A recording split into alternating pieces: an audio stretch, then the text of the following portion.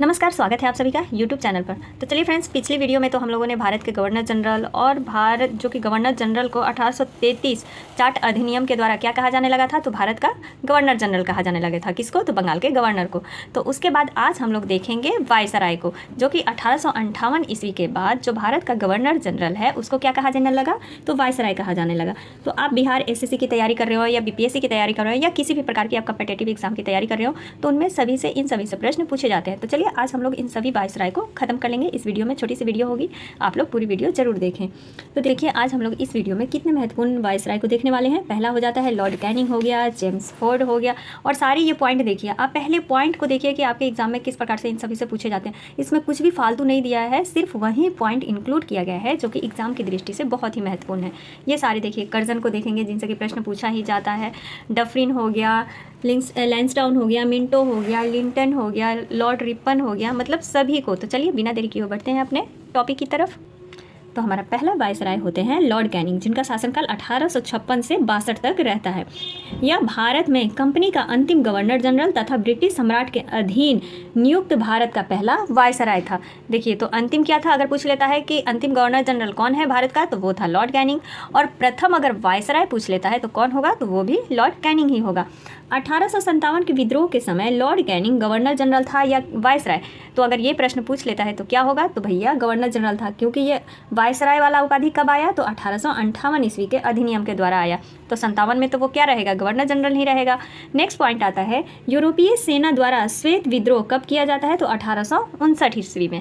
यानी इसी के शासनकाल में जो भी घटनाएं घटी है ना, वो सारे पॉइंट इसमें दिए हुए हैं। लॉर्ड कैनिंग के समय में देखिए कितनी सारी संहिताएं बनी। जो भारतीय विधि संहिता थी 1859 में, इसी के शासनकाल में भारतीय दंड संहिता 1861 का निर्माण किया गया। ठीक है, देखिए तो लॉर्ड कैनिंग के समय में ही 1858 के भारत सरकार अधिनियम द्वारा कंपनी के शासन की क्या की जाती है, तो समाप्ति की जाती है, तथा शासन का प्रत्यक्ष नियंत्रण किसके हाथों में चला जाता है, तो ब्रिटिश ताज के हाथों में चला जाता है। कैनिंग के समय में ही 1856 ईस्वी में विधवा पुनर्विवाह, ठीक है, किसके समय में, तो कैनिंग के समय में ही 1856 ईस्वी में विधवा पुनर्विवाह अधिनियम स्वतंत्र रूप से लागू होता है। भारत में पहला कानूनी विधवा विवाह कलकत्ता में 7 दिसंबर 1856 ईस्वी को ईश्वर चंद्र विद्यासागर की प्रेरणा और देखरेख में संपन्न होता है। तो भारत का ये पहला कानून था। ठीक है, तो अगर पूछ लेता है कि पहला कानून, क्योंकि देखिए अब इसी प्रकार से प्रश्न पूछे जा रहे हैं, बिल्कुल अंदर से प्रश्न निकाल रहा है आयोग भाई, अंदर से निकाल रहा है। तो भारत में पहला कानूनी विधवा विवाह कलकत्ता में कब संपन्न हुआ था, तो 7 दिसंबर 1856 को संपन्न हुआ। किसकी देखरेख में, तो ईश्वरचंद्र विद्यासागर की प्रेरणा और देखरेख में संपन्न होता है। नेक्स्ट आता है पॉइंट हमारा कि 1857 ईस्वी में कैनिंग के समय ही महालेख परीक्षक पद का भी सृजन किया गया, जो स्वतंत्रता के बाद नियंत्रक एवं महालेखक परीक्षक कहलाया। तो किसके शासनकाल में महालेखक परीक्षक पद की सृजन किया गया भैया, तो लॉर्ड कैनिंग के समय में ही। कब, तो 1857 ईस्वी में। नेक्स्ट पॉइंट क्या आता है, जो कि स्वतंत्रता के बाद क्या कहलाता है, तो नियंत्रक या महालेखक परीक्षक कहलाया। व्यापकगत सिद्धांत यानी राज्य विलय की नीति को समाप्त कर दिया, किसने, तो लॉर्ड कैनिंग ने इस नीति को समाप्त कर देता है। अब आते हैं लॉर्ड एलिक प्रथम, जिसका शासनकाल 1862 से 63 तक रहता है।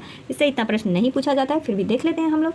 पश्चिम उत्तर सीमा प्रांत में कबीलाइयों के दमन के लिए अम्ब्रेला अभियान चलाया गया। तो अम्ब्रेला अभियान किसके शासनकाल में, एल्गिन प्रथम के शासनकाल में चलाया गया था। तो कहाँ पर, तो पश्चिम उत्तर सीमा प्रांत में कबीलाइयों के दमन के लिए चलाया गया था।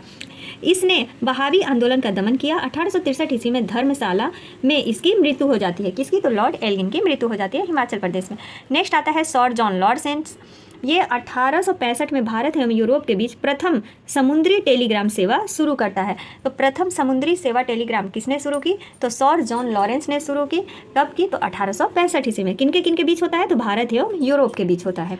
अफगानिस्तान के संबंध में इसने अहस्तक्षेप की नीति अपनाई, जिसे शानदार निष्क्रियता के नाम से जाना जाता है। तो देखिए कितना इंपॉर्टेंट पॉइंट है, आप किसी भी एग्जाम की तैयारी कर रहे हैं तो, कि शानदार निष्क्रियता के नाम से किसे जाना जाता है, तो अफगानिस्तान के संबंध को, जिसमें कि इसने जो सर जॉन लॉरेंस था उसने अहस्तक्षेप की नीति अपनाई, उसी को शानदार निष्क्रियता के नाम से जाना जाता है। इसने हेनरी कैपबेल के नेतृत्व में एक अकाल आयोग का गठन भी किया। ठीक है, तो इनसे इतने सारे पॉइंट आते हैं। अब आते हैं लॉर्ड मेयो, जिसका शासनकाल 1869 से 72 तक होता है। काठियावाड़ में राजकोट कॉलेज तथा अजमेर में मेयो कॉलेज की स्थापना की गई। कब की गई, तो 1872 ईस्वी में। भारतीय सांख्यिकी सर्वेक्षण एवं कृषि एवं वाणिज्य विभाग की भी स्थापना की जाती है इसी के शासनकाल में। 1872 में भारत की प्रथम जनगणना किसके शासनकाल में होती है, तो लॉर्ड मेयो के शासनकाल में होती है। एक अफगान शेर अली अफरीदी ने 8 फरवरी 1872 ईस्वी में चाकू मारकर इसकी हत्या कर दी। तो लॉर्ड मेयो की हत्या कौन कर देता है? तो अफगान शेर अली अफरीदी, जो कि 8 फरवरी 1872 ईस्वी में इसे चाकू मार करके इसकी हत्या कर देता है।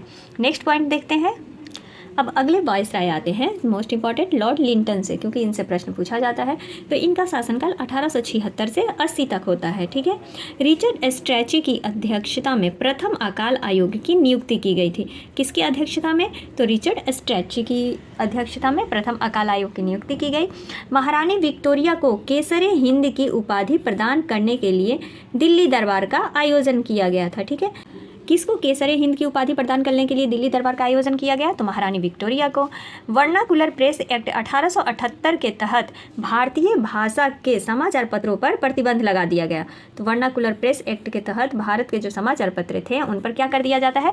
तो प्रतिबंध लगा दिया जाता है। आर्म्स एक्ट कब पारित किया गया था? तो 1878 ईस्वी में। किसके शासनकाल में? तो लॉर्ड लिंटन के शासनकाल में। सिविल सेवा परीक्षा के उम्र को घटाकर 21 वर्ष से 19 वर्ष कर दिया था। कौन? तो लॉर्ड लिंटन कर दिया था। द्वितीय अफगान युद्ध कब हुआ था? तो 1878 से 80 के बीच हुआ था।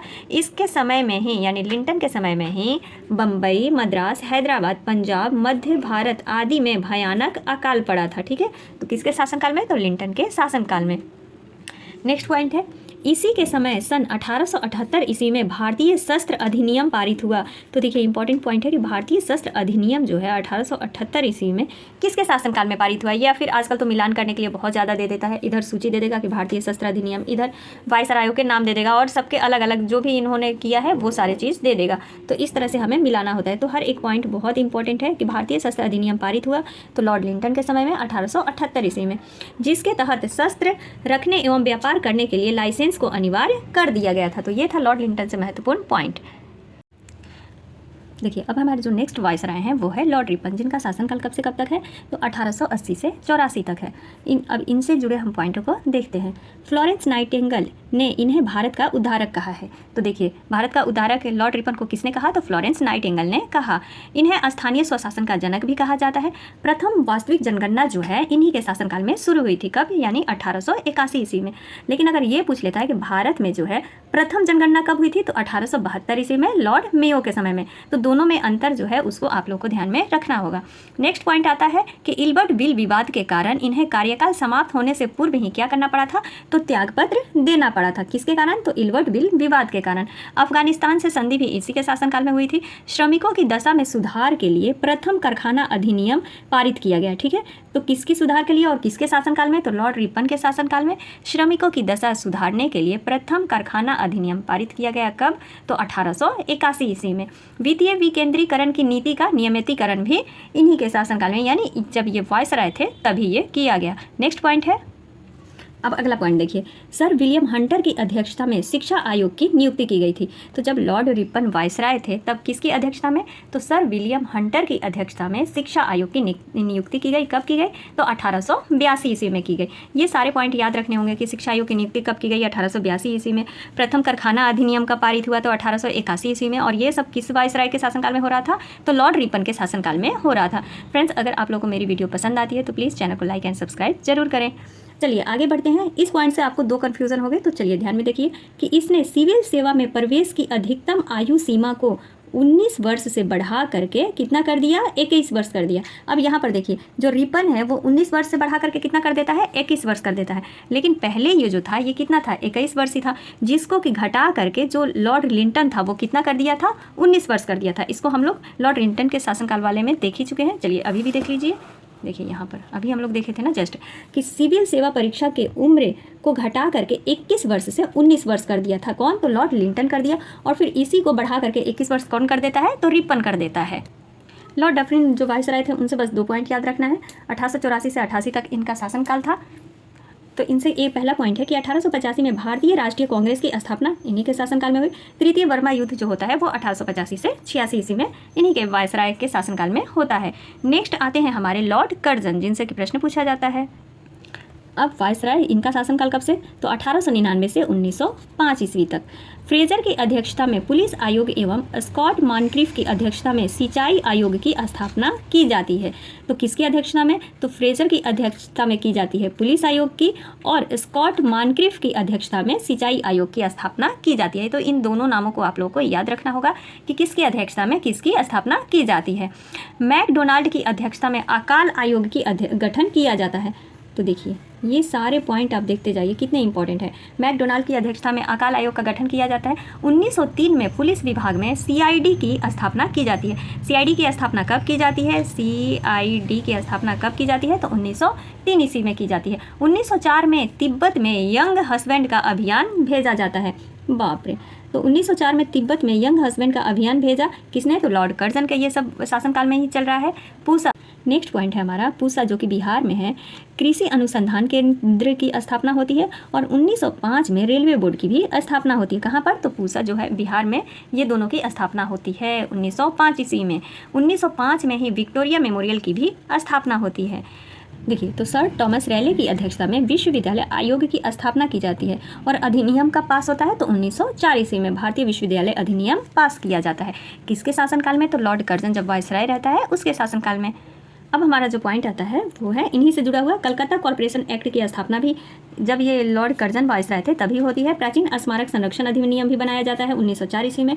बंगाल का विभाजन भी 1905 में किया जाता है। कृषि बैंक की स्थापना भी की जाती है और कर्जन किचनर विवाद भी होता है।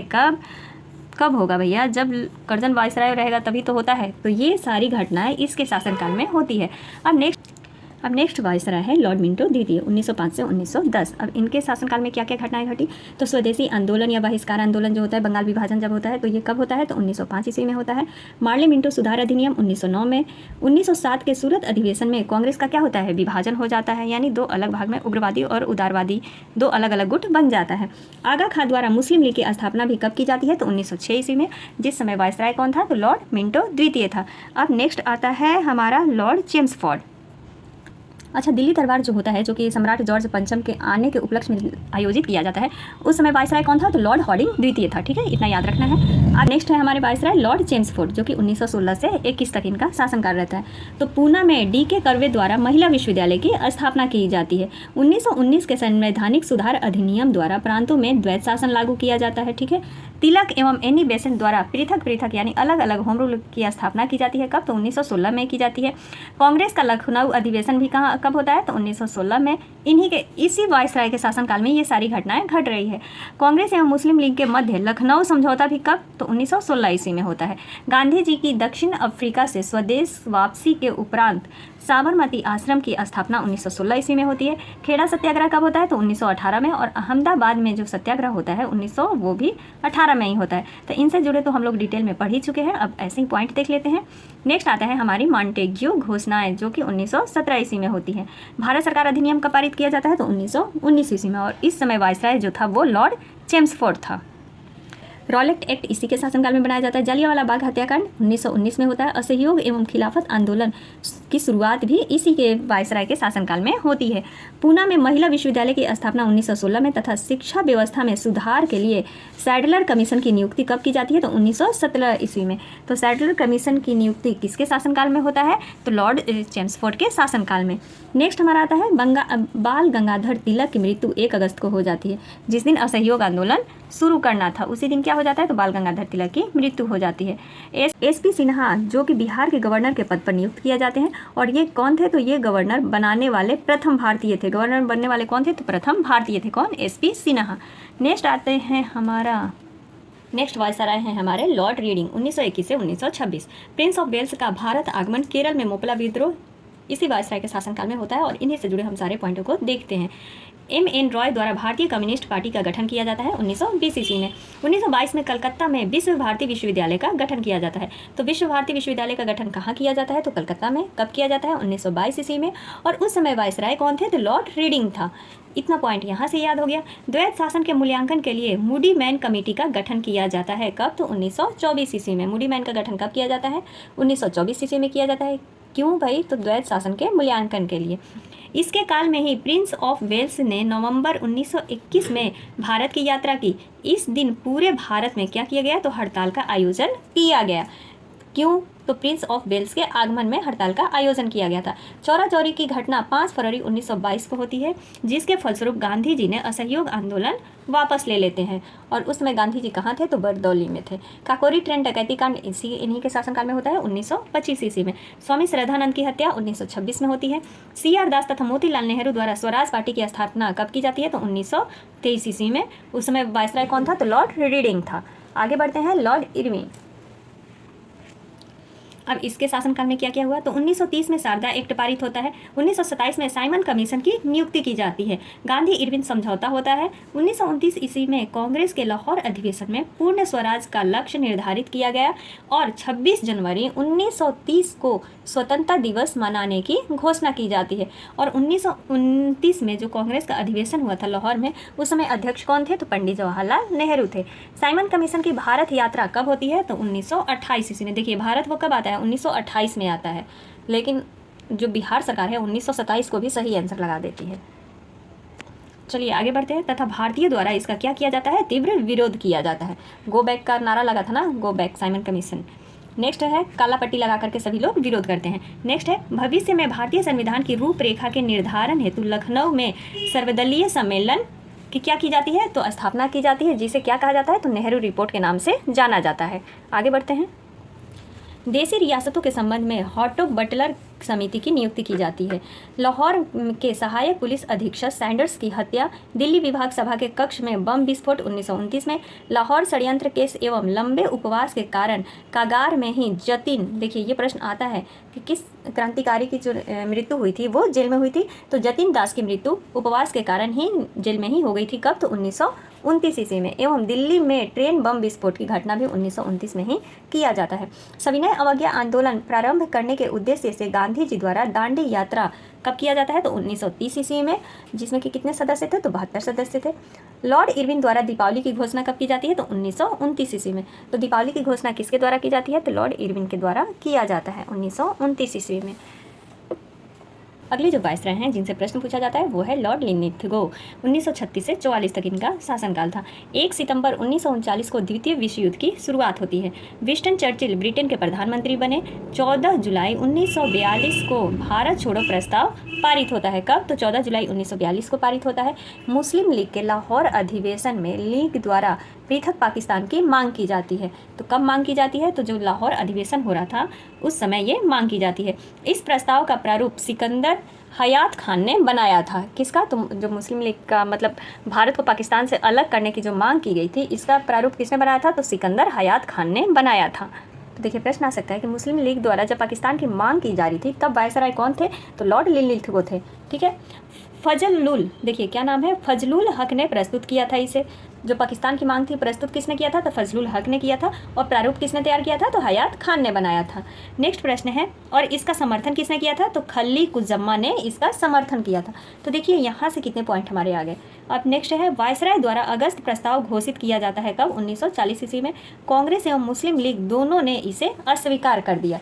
किसको? तो अगस्त प्रस्ताव को। क्रिप्स मिशन का भारत आगमन होता है। मिशन अपने उद्देश्यों में असफल रहता है।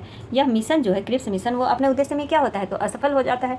इसके नेक्स्ट पॉइंट आता है कि लिन्लिथगो के समय में ही पहली बार चुनाव कराया गया। कांग्रेस ने 11 में से 8 प्रांतों में, जैसे देखिए बॉम्बे, मद्रास, बिहार, संयुक्त प्रांत, मध्य प्रांत, उड़ीसा और जो उत्तर पूर्वी का सीमांत प्रांत था, असम था, उसमें क्या करती है? अपनी सरकारें बनाई। प्रथम 6 प्रांतों में कांग्रेस को स्पष्ट बहुमत मिला था। तो कहीं पर 6 दिया रहता है, कहीं पर 5 दिया रहता है। ठीक है, कि प्रथम 5 प्रांतों में कांग्रेस को स्पष्ट यानी पूरी तरह से अपने दम पर वो जीतती है, और कहीं पर 6 दिया हुआ है। तो ये कन्फ्यूज़न तो चलता ही रहता है पुस्तकों में। हर किसी की अपनी अपनी सोच है, कहीं पर कुछ लिखा रहता है डाटा, कहीं पर कुछ लिखा रहता है, और इसका भुगतान स्टूडेंट को करना पड़ता है। बंगाल, असम, उत्तर पश्चिम सीमा प्रांत, पंजाब, सिंध में कांग्रेस को पूर्ण बहुमत नहीं मिली थी। ठीक है, 5 जगह मिली थी और 6 जगह इसको पूर्ण बहुमत नहीं मिली थी। तो दूसरे के साथ मिल करके इसने सरकार बनाई थी। नेक्स्ट आता है हमारा 1 मई 1939 ईस्वी में सुभाष चंद्र बोस ने फॉरवर्ड ब्लॉक की स्थापना की थी और एक नई पार्टी बनाई थी। तो ठीक है, यहाँ से ये एक पॉइंट याद रखना है। नेक्स्ट हमारा आता है लॉर्ड वेवेल, जो कि वेवेल योजना भी है ना। नेक्स्ट वायसराय कौन है? तो लॉर्ड वेवेल हैं। राजगोपालचारी ने सीआर फार्मूला प्रस्तुत किया। 24 मार्च 1946 को कैबिनेट मिशन भारत आता है। मुस्लिम लीग ने 16 अगस्त 1946 को सीधी कार्यवाही दिवस का आयोजन किया। तो सीधी कार्यवाही दिवस का आयोजन किसने किया था? तो मुस्लिम लीग ने किया था। किसके शासनकाल में? तो लॉर्ड वेवल के शासनकाल में। सच्चिदानंद सिन्हा की अध्यक्षता में संविधान सभा की प्रथम बैठक 9 दिसंबर 1946 को होती है। वेवल योजना एवं शिमला समझौता कब होता है? तो 1942 ईस्वी में। द्वितीय विश्व युद्ध समाप्त कब होता है? 1945 को। ब्रिटेन के प्रधानमंत्री क्लेमेंट एटली ने भारत को स्वतंत्रता देने की घोषणा कर देते हैं। 20 फरवरी 1947 को ये घोषणा करते हैं। कौन करते हैं? तो ब्रिटेन के जो प्रधानमंत्री है क्लेमेंट एटली, उन्होंने ये घोषणा कर देते हैं क्या? कि भारत को अब स्वतंत्र कर दिया जाएगा। नेक्स्ट हमारा वायसराय कौन है? तो लॉर्ड माउंटबेटन है, जिसका शासनकाल 1947 से 48 है। अब चलिए इनसे जुड़े देख लेते हैं पॉइंट। तो 3 जून 1947 को भारत विभाजन की माउंटबेटन योजना की घोषणा की जाती है। किसकी घोषणा? माउंटबेटन योजना की घोषणा की जाती है। और स्वतंत्र देने की घोषणा कौन कर देते हैं? तो ब्रिटेन के प्रधानमंत्री क्लेमेंट। कब करते हैं? एटली। तो 20 फरवरी 1947 को करते हैं। और माउंटबेटन योजना की घोषणा 3 जून 1947 को होता है। इस प्रकार से कंफ्यूज हो जाते हैं, तो इसलिए 1 से 2 बार देखना बहुत ज़रूरी है। नेक्स्ट है कि स्वतंत्र भारत के पहले गवर्नर जनरल कौन है? तो लॉर्ड माउंटबेटन है। और अगर ये पूछ लेते, ये तो स्वतंत्र पूछा, अगर ये पूछेगा कि भारत का पहला गवर्नर जनरल कौन है? तो विलियम बेंटिंक है। और वायसराय कौन है? तो लॉर्ड कैनिंग है। ठीक है, तो ये तीनों याद रखने हैं। पंजाब एवं बंगाल के विभाजन हेतु रेड क्लिफ आयोग का गठन किया गया। नेक्स्ट पॉइंट है 4 जुलाई 1947 को ब्रिटिश संसद में एटली के द्वारा भारतीय स्वतंत्रता विधेयक प्रस्तुत किया गया, जिसे 18 जुलाई को स्वीकृति मिली। तो कब पेश किया गया था? 4 जुलाई 1947 को। और स्वीकृति कब मिलती है? तो 18 जुलाई को मिलती है। विधेयक के अनुसार भारत और पाकिस्तान 2 स्वतंत्र राष्ट्रों की घोषणा की जाती है। तो देखिए, जो रेड क्लिफ थे ना, उन्हीं के आयोग द्वारा ये गठित किया गया था, जिसके कारण जो भारत और पाकिस्तान का जो सीमा है उसको क्या कहा जाता है? तो रेड क्लिफ सीमा के नाम से जाना जाता है। ठीक है, सीमाएँ उनकी क्या है? रेड क्लिफ सीमा है। भारत और चीन की सीमा को क्या कहते हैं? तो मैकमोहन से जाना जाता है, नाम से जानते हैं हम लोग। तो इस प्रकार से हर सीमा का एक अपना अपना नाम होता है। अब हमारा अंतिम है सी राजगोपालाचारी 1948 से 1950 तक। भारत के अंतिम तथा स्वतंत्र भारत के पहले भारतीय गवर्नर जनरल कौन है? सी राजगोपालाचारी हैं। 26 जनवरी 1950 को संविधान लागू के साथ ही भारत ने गवर्नर जनरल पद का त्याग कर देता है। यानी भारत जो है गवर्नर जनरल पद का क्या कर देता है? समाप्ति की घोषणा कर देता है। राजेंद्र प्रसाद गणतंत्र भारत के पहले राष्ट्रपति नियुक्त होते हैं। और प्रधानमंत्री कौन होते हैं? तो पंडित जवाहरलाल नेहरू। तो ये हमारे वायसराय से संबंधित जो कि महत्वपूर्ण पॉइंट थे, उन सभी को आज हम लोग इस वीडियो में देख लिए। आई होप आप लोगों को ये वीडियो पसंद आई होगी। तो मिलते हैं अगले वीडियो में, तब तक के लिए आप सभी का दिल से धन्यवाद। Thank you.